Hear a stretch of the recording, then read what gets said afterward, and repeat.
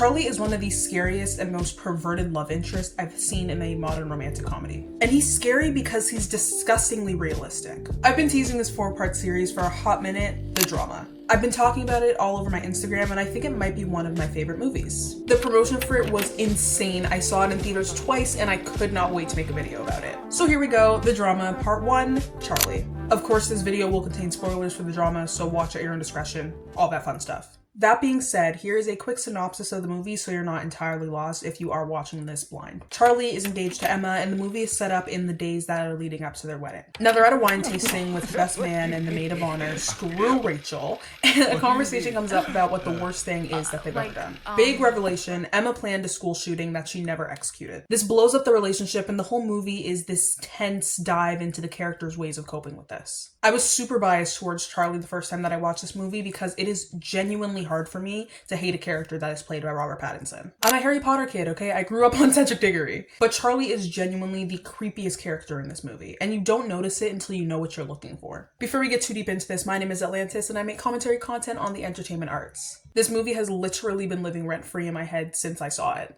Now, I had the privilege of seeing this movie twice, both times with the same friend, and the first time we watched it, she whispers in my ear that she thinks Charlie was secretly turned on by the fact that Emma planned a school shooting. Now, the first time she said it, did not agree with her, because what kind of person gets a stiffy over a mass murder? Apparently Charlie does, because the notes that I took in the theater the second time we watched the movie all seem to point to one conclusion. From the beginning of the movie, Charlie is kind of a stalker, and it's framed in this way where he's meant to be painted as really cute and shy. He sees Emma, he waits for her to leave, he takes a picture of the book that she was reading, and then pretends to have read the book in order to talk to her. Which in theory is cute, and it's being painted as a sweet way to find an excuse to have a conversation with somebody. But it sets us up for Charlie being a character that is not honest about what he thinks, because then on their first date, she brings up the book, which of course she would. It's the thing that got them talking, right?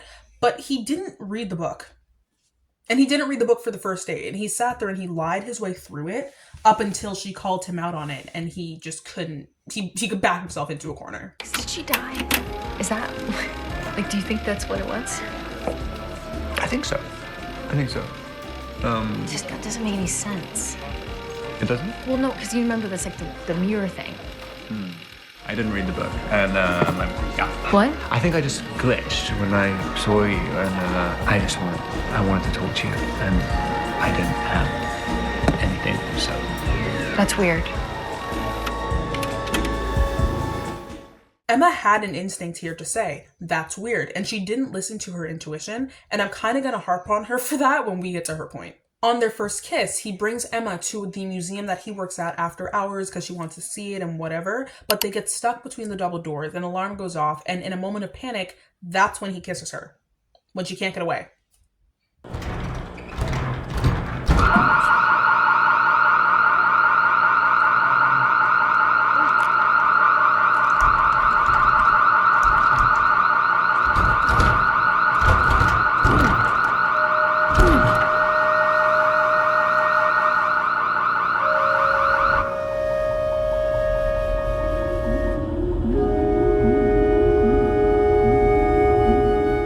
Now, this is all very early in the movie. Like, all of this that I'm talking about now is within the first 15 minutes. The early parts of their relationship are set up to have him be perceived as awkward and shy and romantic. But when you boil these things down, it's very creepy. That makes him a very dangerous character. The fact that I was seeing Charlie through the rose-colored glasses that are Robert Pattinson is the lens they want people to see Charlie through the first run around. In reality, he is the kind of guy that they're telling women to run away from, even though the film is through Charlie's eyes. When Emma reveals her secret, I noticed that Charlie didn't initially react with shock or fear in the way that his friends did.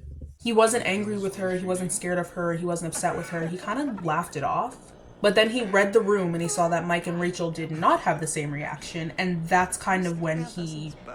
Emma, what are you thinking? He suppressed his feelings about it very early. And the fact that he was suppressing the way that he felt about things is very important. We also find out that Charlie's secret was cyberbullying a classmate, which tells us that he's not a very empathetic person. Even though he was only 14 and his brain wasn't developed enough yet for him to have an understanding of the consequences of his actions, that experience still changes the way that he views other people and their pain. Their pain then becomes his entertainment. After discovering Emma's secret, the movie kind of goes into this sequence of memories and daydreams and montages through Charlie's eyes that kind of convey his fear and paranoia about his fiancée after discovering everything. One of these montages revolves around him recounting moments in their relationship, but the entire time, Emma is the 15-year-old version of herself that planned the school shooting and not the grown 30-year-old woman she is. This was the point in the movie that my friend whispered to me that she thinks that he's into it, but, there's a 15-year-old girl on screen, so I was really hesitant to agree with her. But he did a lot of small things in this movie that were very R-rated at the wrong time. The first one being within the first 10 minutes of the movie, where he wants to add their intimate life as part of his wedding speech. Now see, I really didn't have time to process the fact that they put that in the movie because they immediately put like a 3-second compilation of Charlie and Emma going at it, and I was just really caught off guard in the theater. But Mike, having some common sense here, tells him that you should not be talking about those things in front of your family, her family, or your wedding guests, which I feel like is something you should obviously know. The next very weird and unnecessary R-rated comment that Charlie made was when Mike was telling his worst thing he's ever done. Now, Rachel initially calls it the dog story before Mike reveals that he used his ex-girlfriend as a human shield on her birthday in front of a vicious dog.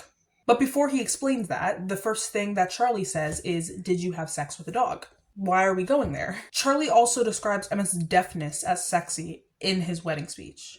Yeah, I hadn't read the book, but I pretended to so I could talk to her, and she couldn't hear anything because of the ear, and I thought it was really sexy and sweet in this weird kind of way.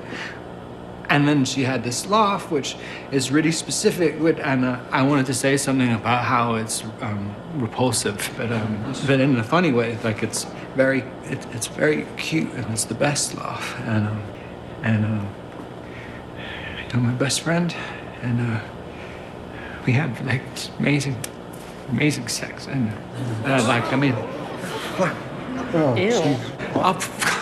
can you just please, can you just stop gossiping? All right, it's just our wedding. She didn't do anything, okay? She didn't do anything. The biggest thing that I found about Charlie, though, which is kind of on the nose, but there is a scene where he has a book on his desk or a magazine on his desk of all of these half-naked women, and they're all holding guns, which, come on, A24. But then he starts to picture Emma in the same state because, of course he does. And she's staring directly at the camera, and it all feels very weird and kind of seductive, and I don't really know how they wanted us to interpret it, but that's the way that I saw it. And in accordance with everything else that Charlie is doing and Charlie is saying and how he's feeling and how they want us to believe that he's feeling, it all seems to line up to this very specific theme. Now, you're probably thinking at this point, Atlas, you've done a lot of rambling. Get to the point. So this is my point here. Although the movie seems to be aiming to paint Charlie in this very anxious and paranoid light, I believe that he's being used to portray proactive guilt. He knows that how he's feeling isn't right. He's aware that he's thinking and feeling in an extremely perverted way. And it's feeling a lot like everything he's doing is being done with the intention of suppressing, hiding, or projecting how he's feeling onto other people. We as a society are aware that guilty people will try to project things in order to distract from their guilt. We know this. Like they're afraid someone knows, or they're afraid someone's going to find out. I noticed the projection and the guilt specifically in 2 places. The first one being Rachel's cousin, who was apparently paralyzed in a school shooting, which somehow gave Rachel the moral high ground. Charlie puts Rachel's cousin in this very uncomfortable pressure cooker situation because he approaches her outside. She was going to meet Rachel so that Rachel could ask her for consent to go to the wedding, now knowing what she knows about Emma. But Charlie catches the cousin first, like as she's on her way into the building. He goes on and on when he really doesn't need to this absolute stranger, and goes so far to grab her by the wheelchair to keep her from going away. When I saw this in theater, my whole theater was kind of like we all got really uncomfortable, and I'm pretty sure it was a theater full of women. But the second instance of Charlie projecting was with his coworker, Misha. He asked her a hypothetical question about what she would do if her boyfriend did what Emma did, but with no context as to what was actually going on, obviously. But when he doesn't get the validation and relief that he was hoping from her, he flips his lid and storms out of the room. He's in his office, he's breaking into tears from stress, she's comforting him, asking him what's going on, why he stormed off. He kisses her, he rips her top off, he has her fully bent over the desk, and this is really it's a very consensual gray area. And it's like you kind of have to watch it, and he pulls away at the last second before anything actually ends up happening. Obviously, I can't show the scene because YouTube would nuke me, but you get the point. He's fighting himself between what's appropriate and how his body is kind of reacting to the information he knows. It's a very weird subconscious thing because a few scenes prior, he could not get himself going when it came to Emma. But the guilt wins him over both times because the second time he made himself stop. Charlie as a character is one of the more nuanced characters in this film because of all the ways that I think his actions and his psyche could be interpreted. He's so terrifyingly realistic, and it's so hard to see him as a creep or a pervert the first time around until I was able to see the human action he was taking in the correct light and, not just Robert Pattinson. That is all for today. Let me know what your thoughts are in the comments. I read and respond to all of my comments. While you're down there, consider subscribing because it helps me out a lot. I will see you guys next time. Bye-bye.